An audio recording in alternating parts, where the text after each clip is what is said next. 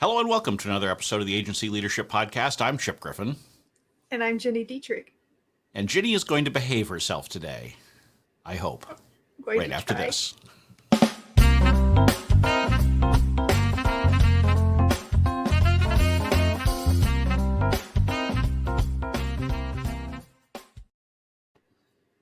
So do I need to let you get the ridicule out of the way? I really think I have to get it out of my system. Okay. I'm really sorry. You've got like 30 seconds so that we can get it out of the way and we can move on to topics that actually matter to agency owners. So Chip is famous in his hometown. And I'm going to quote, not because he worked on Capitol Hill, founded companies, worked as a CEO and a COO, but because he has a hobby. And that hobby is the friendly photographer at the town sports games. Yes, as discussed previously on the show, I do take local sports photos, and the local newspaper decided to write about it. And Gini thinks nothing could be more entertaining today. So, listen, I am very pleased with this young man's ability to craft a story about a photographer who goes to the high school's games and shoots photos for free. I think that's amazing. I think your photos are fantastic. I'm not making fun of your hobby. What I think is hilarious is the article itself. And I would very much like to link to it in the show notes so that everybody else can join in my sheer joy in reading about my friend who has done a lot of things professionally, but not what he's known for. So now that that's out of the system, we're going to move on to topics that actually matter. Show notes. And if it's not in the show notes because he's in charge of that, let me know and I'll send you the article myself. Excellent. Okay. I'm not over it.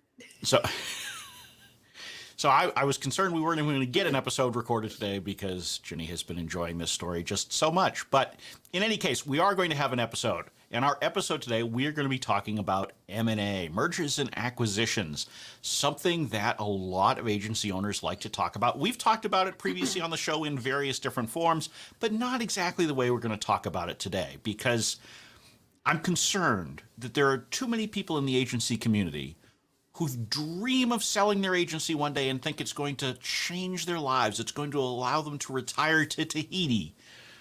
And it's being promoted by a lot of people who aren't telling you the whole truth. And so we want to rain on your parade a little bit today, or I do. I mean, I think. What is the whole truth? The whole truth is it's not quite as good looking as it seems. Most agencies never sell. Those that do sell rarely change for life-changing money, and even those that do sell for life-changing money typically come with so many strings attached that the owners aren't necessarily happy with the deal that they've struck in the succeeding years. So I think it's important to build a business that you're happy to own today, and if you happen to be able to sell it, that's fantastic. That's gravy. It shouldn't be the end goal. And I know that this is not popular. This is not what you want to hear. And we've talked previously about Built to Sell, which is a great book. But as we've said on this podcast previously, there are things that are not in that book that you need to understand before you think about selling your agency.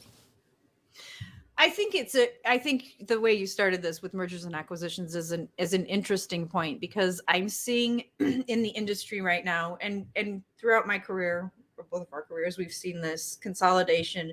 You see a consolidation and then you see a separation and then you see a consolidation, and we're seeing a consolidation again. And what I'm seeing, and I've been approached by at least 3 different umbrella businesses that say we're going in and we're acquiring, quote unquote, smaller PR firms. And we're doing that by going to agencies that are between, I would say, $3 to $5 million, $3 to $7 million, somewhere in there. So not solopreneurs, not 1 to 3 employee businesses, but good little small businesses. And they're doing that in a way that brings those agencies together under one umbrella and consolidates them, that has a CEO, like professional business management.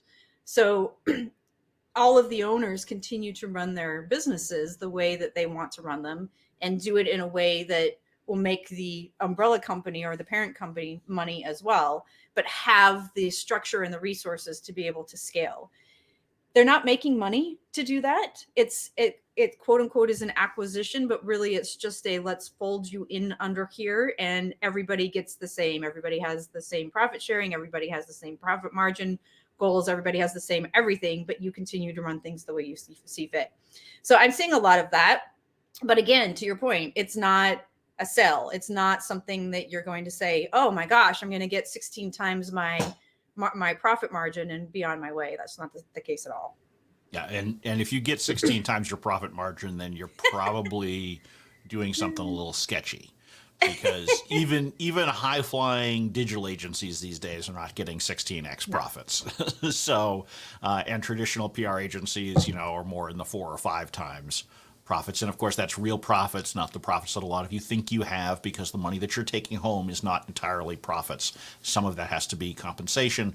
Anyway, we're not going to get into all of those things today, but you do need to be thinking about this big picture. And there are a lot of these creative M&A strategies that are out there right now, like what you've discussed. I think the important thing is that if you're contemplating something like this, you can't get too excited about the prospect of all the good that can happen, whether that's a check, whether that's the all of the synergies you can have by coming together. What you really need to focus on is what can go wrong and what happens then. Yep. I know that's not as much fun, but the problem is that we all get excited about it. And I've been on all sides of acquisitions. I've been a buyer, I've been a seller, I've been an advisor. And I can tell you that when these deals are put together, everybody has a different view of what the reality is. Everybody's excited about it. Everybody thinks that, and this is both sides, buyer and seller. I mean, Yep. Most buyers are not going in saying, hey, I want to stick it to this guy. Right. They really sincerely believe the good things that can happen, and good things can happen. But what you need to think about is what happens when it goes wrong? What then? So if you're in one of these deals where you're coming in and everybody's running their own business, but we're pooling together some resources, well, what happens when you all disagree with each other on something? How does that get resolved? And this is the same thing you need to think about before you bring in a partner in your business, right? A lot of people think, oh, I just need a business partner. I need, if there's 2 or 3 of us, I've got someone I can work with and talk to, and that's all great. Think about what happens when you disagree. Think about what happens when you're performing well and someone else is performing poorly, or vice versa. How does that impact you in this structure? What happens if you don't meet your earn-out targets that you think are easy to reach? What happens then? Are you still okay with it? If you only got the down payment in your sale and nothing from the subsequent earnouts, are you okay with that? Right? That's sort of a worst case. You need to think these things through and understand what can go wrong, what the likelihood of it is, and how you will feel about the deal if they do. And you also have to think about, and we've talked about this from the perspective of building the agency that you want. But if you're building the agency that you want to work in and that you're happy working in, and you get everything that you want, there are certain things that have allowed you to do that. So when you look at opportunities like this, you say to yourself, what's important to me? So for me personally, I have a ton of flexibility. I have a ton of freedom. I work from home and nobody tells me I have to come into the office 2 or 3 days a week or fly to a headquarters city once a quarter, anything like that. I have a ton of freedom. I make what I want to make. And if I want to make more money, I make more money. I don't have anybody to report to. So those things are really important to me, right?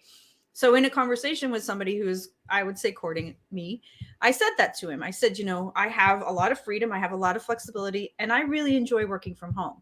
And he said, and this was a red flag for me, he's like, yeah, that's not a problem. Of course, you can keep all of that stuff. And then 5 minutes later told me how important it was that he thought that the leaders were in an office together. And I was like, wait. Yep. That's a red flag for me. So just, listening for those kinds of things, like he was paying me lip service when I said these things are important to me, but then not 5 minutes later told me what's important to him. And our values don't align from that perspective. Right. And if you have important things like that, you need to get them in writing. Yeah. Right? Make sure that you've got it in writing, that I never have to go to the office. Right? Now, does that actually carry that much weight, depending on how you structured the deal? Maybe not. But really, it serves as a forcing mechanism to get the other party to really say, oh no, I was just giving you happy talk before when I said you could work from home. I really need you in the office. I'm not going to Right. agree to a document that says that you never have to show up. Right? You need to understand what those things are, and you need to understand that the deal process takes a while to execute, and there are going to be things that everybody's happy about. Oh, sure, that's fine in the early stages, when you're doing the handshake deal, and then you get to the letter of intent, and now all of a sudden we're putting some more restrictions into that, and then we start negotiating the actual purchase agreement, and okay, now we're going to put some more things in there, and so the deal will shift over time from what you shook on, and you need to make sure that you don't allow the desire to just close the deal Right.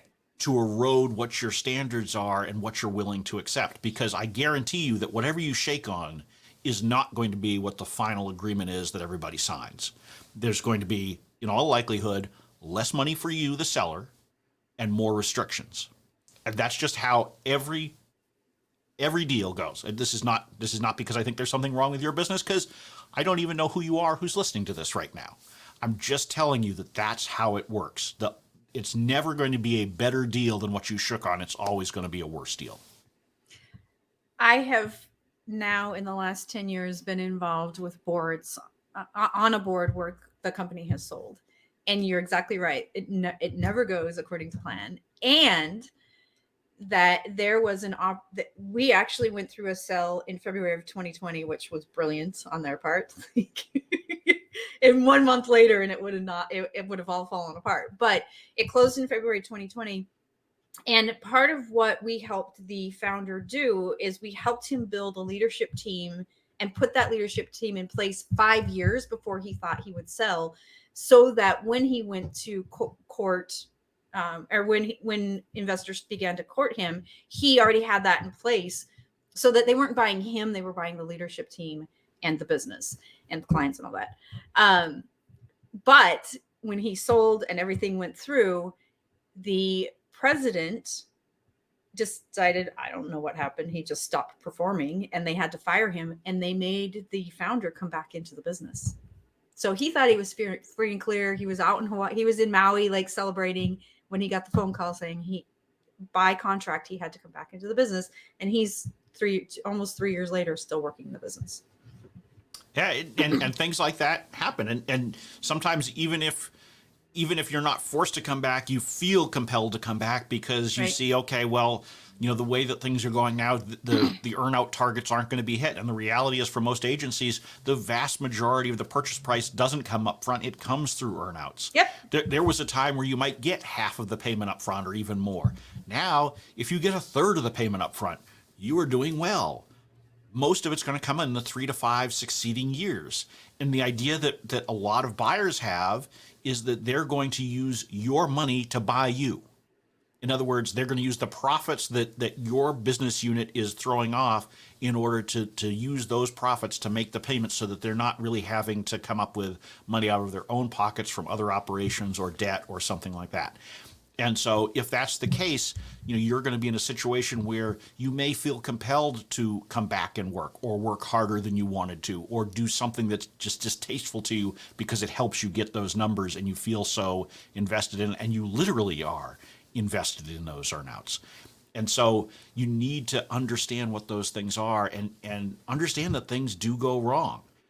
The other thing is, just because you shook on the deal doesn't mean it's going to happen. So at that point, you still need to run your business as if it's never going to sell. Right. Up until the moment that purchase agreement is signed, you should assume it won't be. I've been on both sides of many deals, or several deals, over the course of the last 20 years that didn't go through, some at very late stages. I even know of one person in the industry whose business, they were sitting at the table to sign the documents, waiting for the wire transfer to come in, and the wire transfer never came in. Oh, no! I mean, talk about 11th hour. Right, but I've been parts of many situations where, after the letter of intent and before the purchase agreement is agreed on, the deal falls apart for whatever reason. So you need to continue to operate as if it is not going to happen, because otherwise you'll start making bad decisions about the business. And by the way, speaking of bad decisions about the business, the reason why I preach that you need to build to own and build something that you are happy to own is because if you build in order to sell and you're structuring your leadership team or your revenue or something like that because you think it will make the business more attractive, if you don't sell, you may end up with something you don't want. Right. That's exactly right. So don't make years of sacrifices building someone else's business in the hopes that they will buy it. Build what you want. If you've got a successful business, I guarantee you you're going to get Someone will inquiries. want it. Yeah. Someone will want it. Now, will they want it on terms that you're willing to accept? Who knows? But at the least, you've built a profitable business that you're enjoying having. And so you're not in a situation where you're saying, oh my God, I spent the last 5 or 6 years building what this expert told me would sell, and now I can't sell it for what I want for it. You said something a few minutes ago that I think kind of got glossed over, but it's really important for people to hear. And that is, you said in the 3 to 5 succeeding years that you're invested in the business. And I think almost everybody has the wrong impression on that you're just going to get this money and you're going to walk away and, like you said, fly off to Tahiti and be done. And that's not the case at all. So you will have 3 to 5 years of continuing to build the business, work for somebody else, do all of those things that you probably may not even want to do. Like the deal could be the very best deal in the whole world for me, but the fact that I would have to work for somebody is a deal breaker for me. I won't. I'm not a very good employee, and I know that. So why would I put myself in that situation for 5 years? 5 years. That's a long time. And that is the biggest challenge that I have seen, even in the most successful agency sales, that the sellers are not fully prepared for the fact that they're becoming an employee, often for the first time in decades. Yep. Right. And to become an actual employee, and I guarantee you in the conversations you'll have with the buying agency or the buying business, they'll talk about, you'll still be able to do things the way you want to do them. You'll be, that everybody wants to assure you that it's all going to be fine. But then when they become the actual employer and you're the employee, guess what? They're going to treat you like an employee. That's just how it works. And so you can talk yourself into almost anything, but you're going to be an employee and you have to accept that. And if you're not willing to accept that, don't sell. I have a friend who sold his business, his agency, to a holding company for generational money. They made a lot of money. They also had a 7-year workout. And in year 2.5, they walked away from the money because it was so horrendous for them, because all they were responsible for were the numbers. And because all they were responsible for was the numbers, they couldn't do anything. They couldn't be creative they wanted to be. They couldn't take on the clients they wanted to. They couldn't take risks with clients they thought were going to grow and maybe didn't or did. They couldn't hire the people they wanted to hire. They were only responsible to the numbers, and it became a miserable existence. And there were 3 founders. They all walked away from it. All of them. They were like, okay, after 2.5 years, we're walking away from the rest of the money. That's how miserable it was. Well, and it's so bad for some that we're seeing an increasing trend of agencies that sold to holding companies buying back their agencies from the holding companies. Like, how crazy is that? They sold the business and now they're buying their own business back. Yep. Right. And that's because it is very difficult. And holding companies are, if you are selling, they are typically the buyer that will provide the highest premium on what you're, because they have the deep pockets. And so they can, if you're a small firm and being bought by a mid-sized firm, those are the ones where they're generally trying to use your money to pay for the deal as much as possible, because that's how they can make the numbers actually work for them. The holding companies obviously have the big pots of money, and so they're going to typically pay a higher premium for it. But it comes with all of those strings, and you are absolutely just an employee when you sell to a holding company. I mean, you have to completely accept that there's a reason you're getting that premium. And if you're okay with that, that's fine. But part of the problem is that a lot of folks are not only not contemplating the fact they're becoming an employee, but they're not contemplating that as part of their timeline. And so I frequently have agency owners come to me and say, look, I want to retire in the next 3 or 4 years, so I need to get ready to sell. I'm like, it's too late. If you want to be retired in 3 to 4 years, 3 to 5, yep. and you're not on the verge of selling right now, you have no chance of hitting that target. Yep. because there is no buyer that's going to give you a fair amount of money unless you work for those 3 to 5 years afterwards. And people will say to me, well, but I can sell. I've heard of someone who sold and they were able to walk away. Yes, but there's a discount on the deal for that. And so anytime you hear, and part of the problem is that we all sit there and read PR Week and O'Dwyer's and these things, and it talks about, oh, this agency sold to that agency. And so we're like, oh, look, all of this activity is going on. How many of those actually include the terms of the deal? Almost none. Almost none, right. I can guarantee you, because I know the terms of many of those deals. They're not very good. Or they're not true. They're not a true, I bought this agency, and like, Correct. It's usually a merger of some sort where there's no cash outlay or cash exchange. Correct. Yeah, that's right. Yeah, exactly. So it might be that there's not very much cash. There might be no cash. Sometimes these are really more acqui-hires where you've got a small team joining a larger agency. Sometimes, particularly over the last couple of years, we've seen a number of agencies that have effectively been distress sales. And so instead of, closing up an agency or you're going bankrupt, they transfer their employees and their assets over to another business, and it allows it to keep going. But it's not really a sale in the traditional sense that you're thinking about it when you're looking at it in the trade publication. So you need to understand that they're not unicorns per se, where an agency sells for real money, because they do happen, but they're a lot rarer than you think they are. Yeah. And if you think that this is your exit strategy, your prospects for disappointment are much higher. And so you need to be thinking about, okay, not only how do I build an agency that I'm happy to own today, but how do I take enough out of it that I can put that in investments so that I'm not relying on the sale of the agency for retirement or the next stage of my career or whatever it is that I'm trying to achieve. Because if you do, now you're in a position where you have to accept the bad terms. Right? If your whole thing, your whole strategy is built around selling, and you get to that point and you realize you can't sell for what you wanted to sell for, you'll probably end up having to sell for whatever someone will give you, and whatever those terms are. And those terms are going to be pretty bad. And so now you've put yourself in a position where you were miserable building to get to where you wanted to go because you thought it was going to be good. And now you've got to pile misery on top of misery. I mean, it breaks my heart to see agency owners going through this, and too many are going through it because they are not getting realistic advice. And so that's the point of today's episode, is to be that buzzkill, that Debbie Downer, that person who's telling you, don't believe all the hype that you hear. Is it possible that you'll be the winner and that you've got the winning lottery ticket? Absolutely. Is it likely? I don't know. I guess we'll find out. Go into it with eyes wide open. Yep. Know what your stressors are, know what your red flags are, and go into it with that. Like, you don't have to sell your agency. You don't have to be acquired. You don't have to merge with another agency. You don't have to do those things. So go into it with eyes wide open. There will always be other opportunities if this one is not the right one, and just know what it is that you're getting yourself into.